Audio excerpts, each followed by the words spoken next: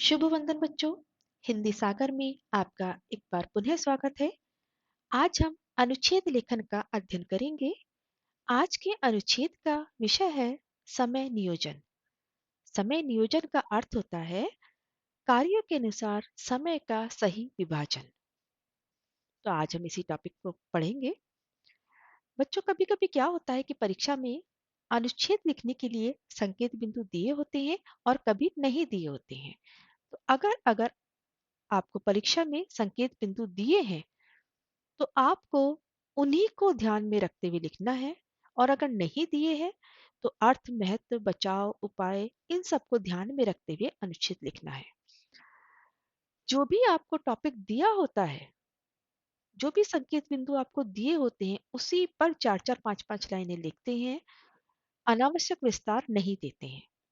शब्द सीमा को ध्यान में रखते हैं।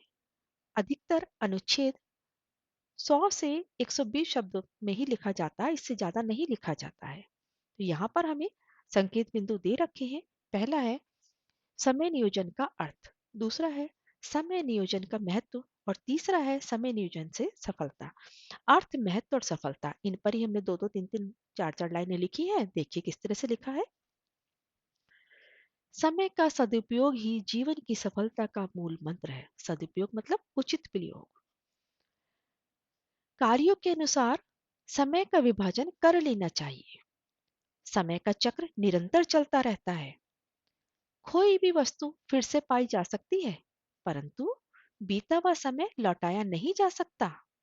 देखिए, अगर कोई वस्तु खो गई है तो उसे तो हम दोबारा से प्राप्त कर सकते हैं, लेकिन समय निकल गया तो फिर नहीं आता है। ये चक्र तो चलता ही रहता है, समय किसी के लिए रुकता नहीं है। व्यक्ति को समय का पाबंद होना चाहिए। जिस काम के लिए जो समय निर्धारित है, उसे उसी समय पर पूरा कर लेना चाहिए। विद्यार्थियों को समय नियोजन के महत्व को भली प्रकार समझ लेना चाहिए।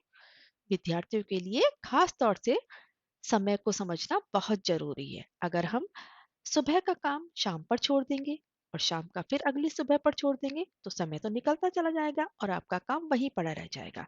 इसलिए अपने समय का सही इस्तेमाल करें। सही समय पर कार्य आरंभ करने वाला ही अपने लक्ष्य पर पहुंच पाता है। महान कार्य करने वाले यदि हाथ पर हाथ धरे बैठे रहते, आजकल आजकल करके समय बिता देते, तो विज्ञान के आविष्कार ना हो पाते, देश में सुख और समृद्धि ना होती। हमें महान पुरुषों के जीवन से प्रेरणा लेनी चाहिए। समय नियोजन के अनुसार कार्य करके ही हम उन्नति की ओर बढ़ते हैं। समझ आया आपको? समय नियोजन पर कैसे अनुच्छेद लिखना है। देखिए, हमने बहुत ज्यादा भी नहीं लिखा है और बहुत कम भी नहीं है। ठीक है। और एकदम सरल भाषा में लिखा है, जिससे आप लोगों की समझ में बहुत अच्छे से आ जाए। एक दो बार पढ़ के ही आपके दिमाग में ये बैठ जाए। तो आशा है आपको समझ में आ गया होगा। तो यहीं पे हम इसको खत्म करते हैं।